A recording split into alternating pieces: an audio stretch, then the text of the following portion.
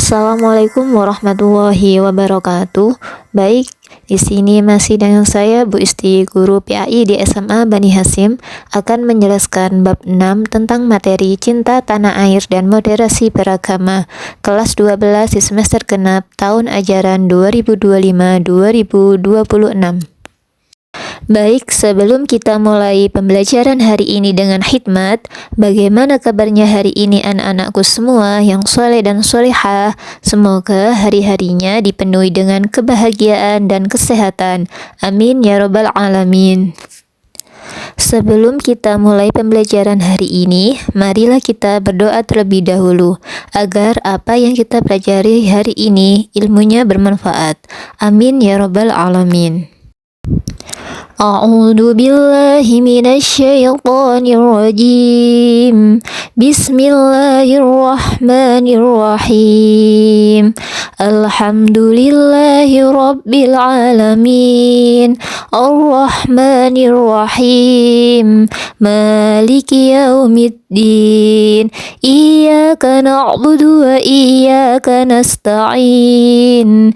Ihdinas siratal mustaqim. Siratal ladzina an'amta 'alaihim ghairil maghdubi 'alaihim waladdallin. Raditu billahi rabba wa bil islami dina wa bi muhammadin nabiyyan wa rasula. Rabbi zidni ilma warzuqni fahma. Rabbil firli wa liwalidayya wa lil mu'minina amin ya rabbal alamin. Shadaqallahul azim. Alhamdulillah. Baik anak-anak, di bab 6 ini materi yang kita pelajari yaitu cinta tanah air dan moderasi beragama. Untuk capaian pembelajaran di materi ini yaitu menganalisis sikap cinta tanah air dan moderasi beragama berdasarkan Quran Surat Al-Qasas surat ke-28 ayat ke-85 dan Quran Surat Al-Baqarah surat kedua dan ayat ke-143. Selanjutnya, tujuan pembelajaran sendiri. Yang pertama, peserta didik diharapkan mampu menjelaskan konsep cinta tanah air, hubbul waton, dalam perspektif Islam dengan tepat. Yang kedua, peserta didik mampu menganalisis dalil nakli Al-Quran dan hadis berdasarkan Quran Surat Al-Qasas surat ke-28 ayat 85 dan Quran Surat Al-Baqarah surat kedua ayat 143. Yang ketiga, peserta didik mampu menganalisis prinsip-prinsip moderasi beragama, tawasud, tawazun, iktidal, tasamuh, syurah, islah, aulawiyah, tatawur, wa ibtikar, tahaddur dengan pemahaman yang komprehensif. Yang keempat, peserta didik mampu merumuskan solusi konkret untuk mengatasi tantangan dalam penerapan moderasi beragama di lingkungan sekitar. Yang kelima, peserta didik mampu mengidentifikasi atau menganalisis hikmah wujud cinta tanah air dan moderasi beragama. Ya, baik, selanjutnya manfaat memahami sikap cinta tanah air dan moderasi beragama, yaitu pemahaman akan cinta tanah air memupuk rasa kebanggaan dan tanggung jawab terhadap negara dan budaya kita. Nah, pasti kita bangga ya menjadi warga Indonesia ya anak-anak. Mengapa? Karena negara Indonesia memiliki beragam suku, agama, bahasa, dan tradisi budaya yang kaya. Ya, selanjutnya moderasi beragama mengajarkan pentingnya menghargai perbedaan dan menjaga toleransi umat seagama dan antar umat beragama. Nah, pasti kalian sudah paham ya apa itu toleransi dalam agama Islam. Nah, toleransi itu apa? Yaitu saling menghormati, saling menghargai antar umat beragama yang meskipun berbeda agama harus tetap saling menghargai satu sama lain dengan baik. Nah, pasti kalian sudah paham ya anak-anak, di negara kita ini terdapat banyak beragama. Apa saja anak kira-kira? Yang pertama, Muslim, Kristen Protestan, Kristen Katolik, Hindu, Buddha, Konghucu. Nah, meskipun banyak perbedaan agama, kita harus apa? Saling toleransi, yaitu saling menghargai, saling menghormati satu sama lain dengan baik. Ya, baik. Selanjutnya yaitu materi pembelajaran. Nah, untuk di materi ini sudah dijelaskan terdapat asbabun nuzul, tafsir, hadis, dan penerapan sikap. Untuk asbabun nuzul sendiri yaitu sebab-sebab atau konteks sejarah di balik turunnya atau pengungkapan suatu ayat Al-Quran. Sedangkan kalau di tafsir, penjelasan terhadap makna dan pesan yang terkandung dalam sebuah ayat Al-Quran. Yang dijelaskan di hadis yaitu pernyataan, tindakan, atau persetujuan Nabi Muhammad SAW berkenaan dengan cinta tanah air dan moderasi beragama. Dan di penerapan sikapnya, contohnya sikap yang harus dimiliki sebagai wujud cinta tanah air dan moderasi beragama. Dan di materi cinta tanah air dan moderasi beragama sudah dijelaskan di dua surat, yaitu Quran Surat Al-Qasas surat ke-28 ayat 85 dan Quran Surat Al-Baqarah surat 2 ayat ke-143. Baik anak-anak, mari kita baca bersama-sama. A'udzu billahi minasyaitonir rajim. Bismillahirrahmanirrahim. Innalladzi farada 'alaikal qur'ana laradduka ila ma'ad. Qul rabbi a'lamu man jaa'a bil huda wa man huwa fi dhalalim mubin. Yang artinya, sesungguhnya Allah yang mewajibkan engkau, Nabi Muhammad SAW, untuk menyampaikan dan berpegang teguh pada Al-Quran, benar-benar akan mengembalikanmu ke tempat kembali. Katakanlah, Nabi Muhammad, Tuhanku paling mengetahui siapa yang membawa petunjuk dan siapa yang berada dalam kesesatan yang nyata. Selanjutnya, Quran Surat Al-Baqarah surat kedua ayat 143. A'udzu billahi minasyaitonir rajim. Bismillahirrahmanirrahim. Wa kadzalika ja'alnakum ummatan wasatan litakunu syuhada'a 'alan-nas wa yakuna ar-rasulu 'alaikum syahida. Wa ma ja'alna al-qiblata allati kunta 'alaiha illa lina'lama man yattabi'ur rasula mimman yanqalibu ala aqibaihi wa in kanat lakabiratan illa 'alal ladzina hadallah wa ma kana Allahu liyudhi'a imanakum innallaha nasil raufur rahim.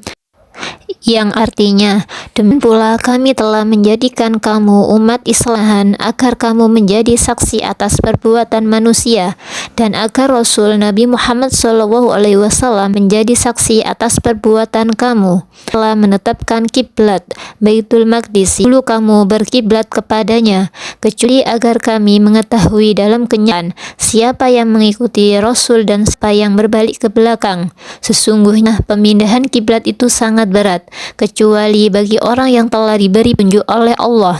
Allah tidak akan menyia-nyiakan imanmu. Sesungguhnya Allah benar-benar Maha Pengasih lagi Maha Penyayang kepada manusia.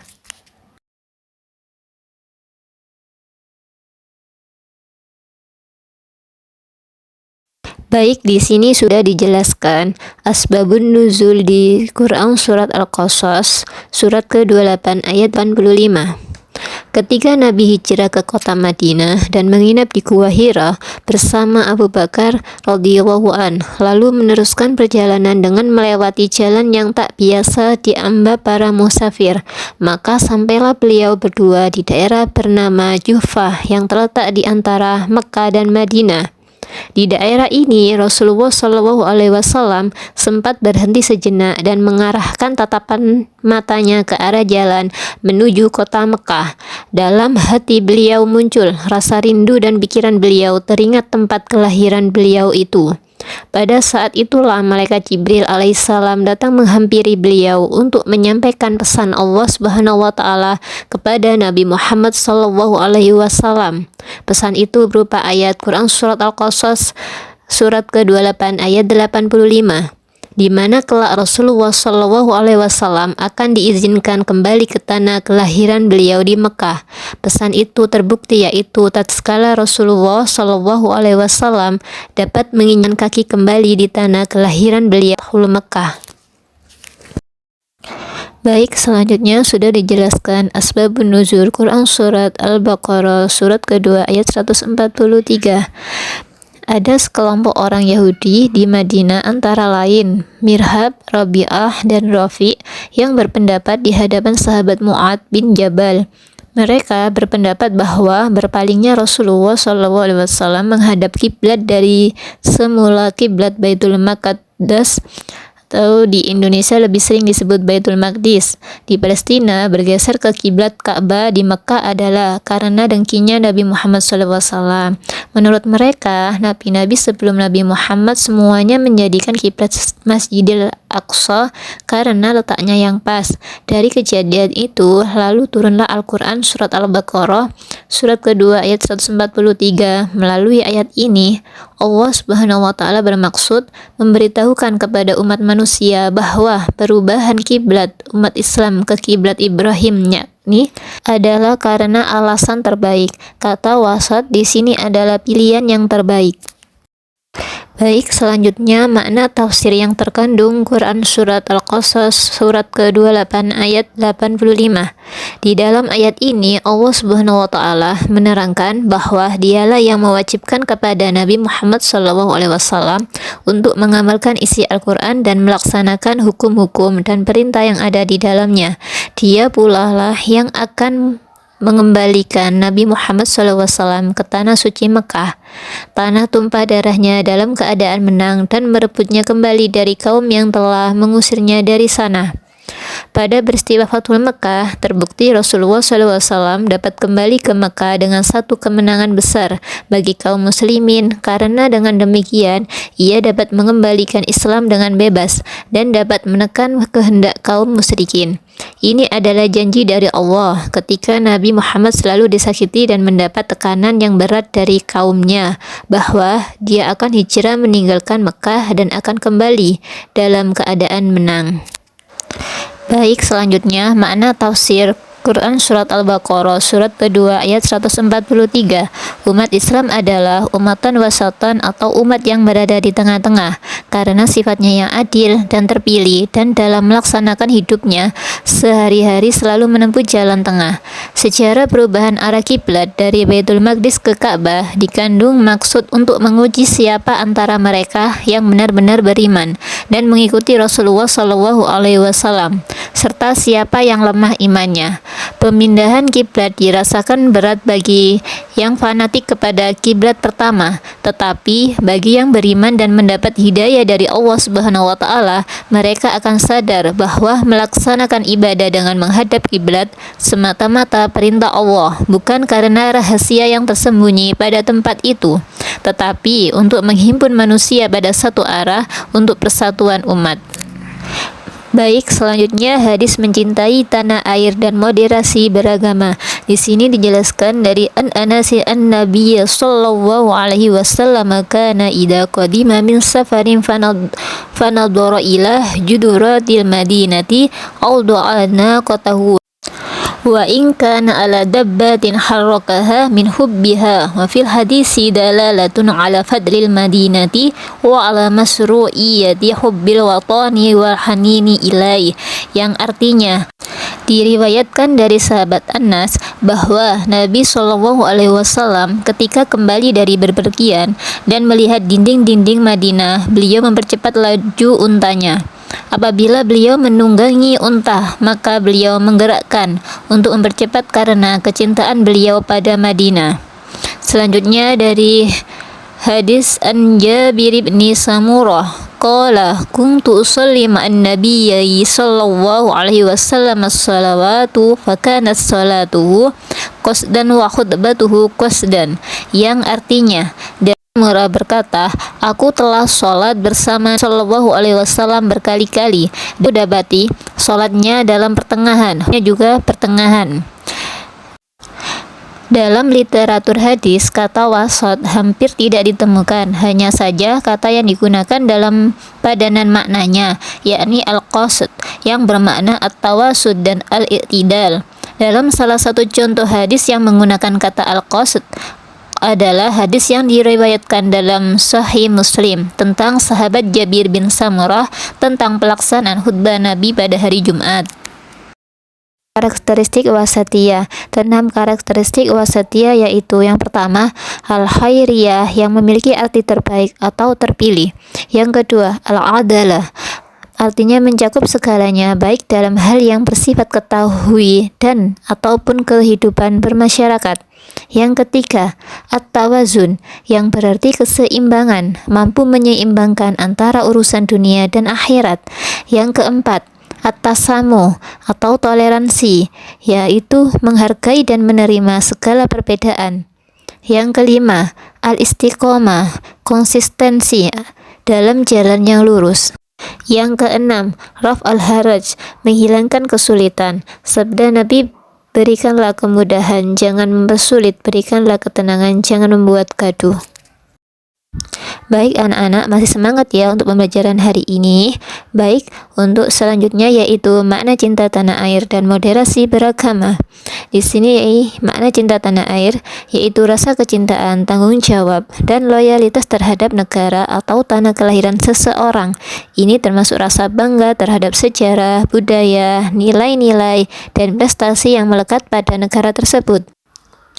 Cinta tanah air juga mencakup komitmen untuk berkontribusi dalam pembangunan dan perlindungan negara. Selanjutnya yaitu makna moderasi beragama, sikap yang mengedepankan toleransi, penghormatan, dialog, dan penolakan terhadap ekstremisme dalam praktik dan pemahaman agama. Ini menekankan pentingnya menjalankan keyakinan agama dengan penuh kebijaksanaan dan keadilan tanpa merendahkan atau menyalahkan keyakinan agama orang lain. Baik, selanjutnya yaitu hubungan cinta tanah air dan moderasi beragama, yaitu keduanya saling melengkapi dan mendukung satu sama lain dalam membentuk landasan yang kokoh bagi pembangunan negara yang berlandaskan nilai-nilai keadilan, toleransi, dan perdamaian. Selanjutnya yaitu prinsip moderasi beragama dan manfaat moderasi beragama. Di sini, prinsip moderasi beragama terdapat 8 prinsip, yaitu yang pertama, wasatiyah yang artinya jalan tengah. Yang kedua, tawazun yang artinya seimbang. Yang ketiga, i'tidal yang artinya lurus dan tegas. Yang keempat, tasamu yang artinya toleransi. Yang kelima, musawah yang artinya persamaan. Yang keenam, surah yang artinya musyawarah. Yang ketujuh, islah yang artinya reformasi. Yang kedelapan, aulawiyah yang artinya mendahulukan. Selanjutnya, manfaat moderasi beragama yaitu yang pertama, menghindari perpecahan antar umat beragama. Yang kedua, mempererat tali silaturahim. Yang ketiga, menjamin pelaksanaan pembangunan bangsa dan negara. Yang keempat, menciptakan ketentraman kehidupan bermasyarakat. Yang kelima, mempertebal keimanan. Selanjutnya yaitu penerapan cinta tanah air dalam kehidupan sehari-hari. Yang pertama, sebagai bangsa Indonesia. Yang kedua, menjaga nama baik tanah air Indonesia. Yang ketiga, menggunakan hak pilih dalam pemilu. Yang keempat, menjunjung tinggi hukum dan pemerintahan. Yang kelima, aktif dan berpartisipasi dalam pembangunan nasional. Yang keenam, menuntut ilmu dengan sungguh-sungguh. Yang ketujuh, melestarikan kebudayaan Indonesia. Yang kedelapan, menjaga kelestarian lingkungan. Yang kesembilan, menciptakan kerukunan antar umat beragama. Yang kesepuluh, hidup rukun dan gotong royong. Baik, selanjutnya yaitu penerapan cinta moderasi beragama dalam kehidupan sehari-hari. Islam dalam pembentukan hukumnya memiliki 5 prinsip, yaitu yang pertama, menjaga agama, hifzu al-din. Yang kedua, menjaga jiwa. hifzu an-nafs. Yang ketiga, menjaga akal, hifzu al-aql. Yang keempat, menjaga keturunan, hifzu an-nas. Yang kelima, menjaga harta, hifzu al-mal. Ya, 5 dari prinsip Islam tersebut dapat digambarkan bahwa hak untuk hidup bersama, menghargai keberadaan orang lain, menjaga keberlangsungan hidup, dan menjaga nyawa seseorang harus dijunjung tinggi. Insiden kekerasan mengatasnamakan agama telah bertentangan dengan prinsip kehidupan umat manusia.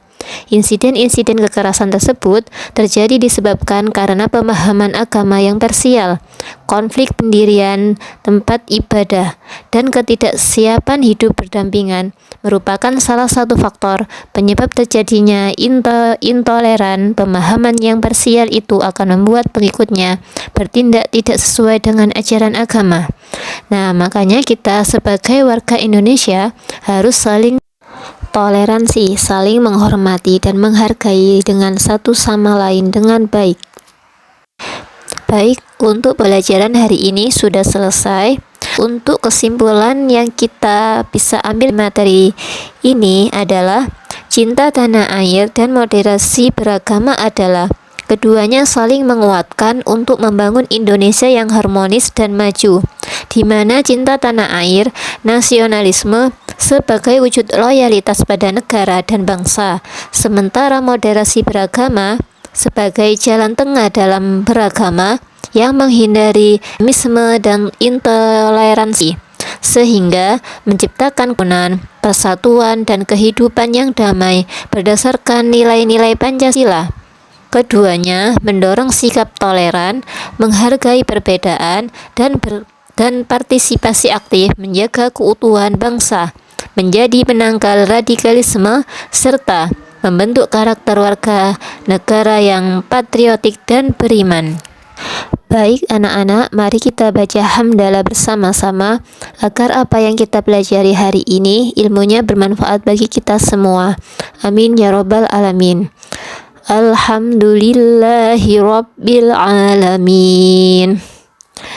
Baik, sebelum saya tutup, di sini ada semboyan perjuangan dari Kiai Haji Hashim Asy'ari. Hubbul watan minal iman. Cinta tanah air sebagian dari iman.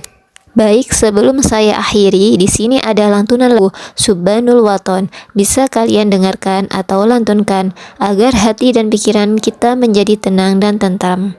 Saya akhiri. Assalamualaikum warahmatullahi wabarakatuh.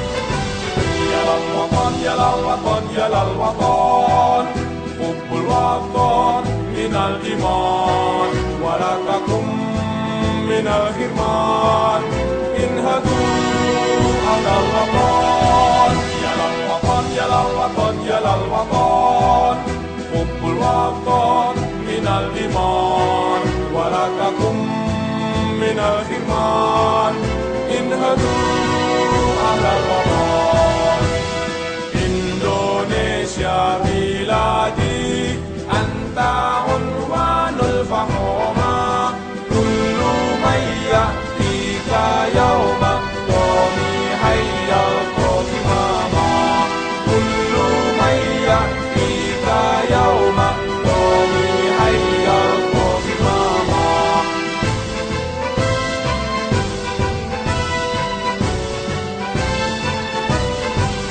Saka hati wahai tanah airku, cintamu dalam imanku, jangan halangkan nasibmu, bangkitlah hai bangsaku. Saka hati wahai tanah airku, cintamu dalam imanku, jangan halangkan nasibmu, bangkitlah hai bangsaku. Indonesia negeriku, engkau panji martabatku, siapa datang mengancammu, kan binasa di bawah tulimu. Siapa datang mengancammu, kan binasa di bawah tulimu.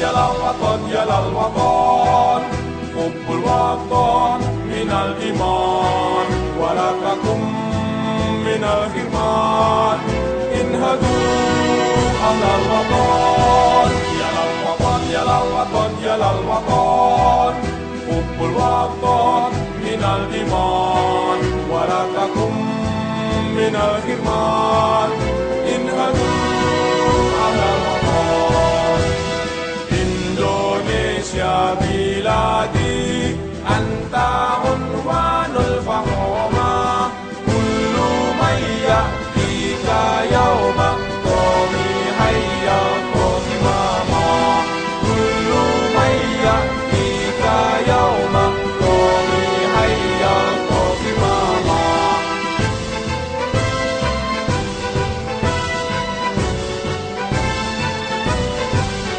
Saka hati wahai tanah airku Cintamu dalam imanku Jangan halangkan nasibmu Bangkitlah hai bangsaku Saka hati wahai tanah airku Cintamu dalam imanku Jangan halangkan nasibmu Bangkitlah hai bangsaku Indonesia negeriku Engkau panji martabatku Siapa datang mengancammu Kan binasa di bawah tulimu Siapa datang mengancammu Kan binasa di bawah tulimu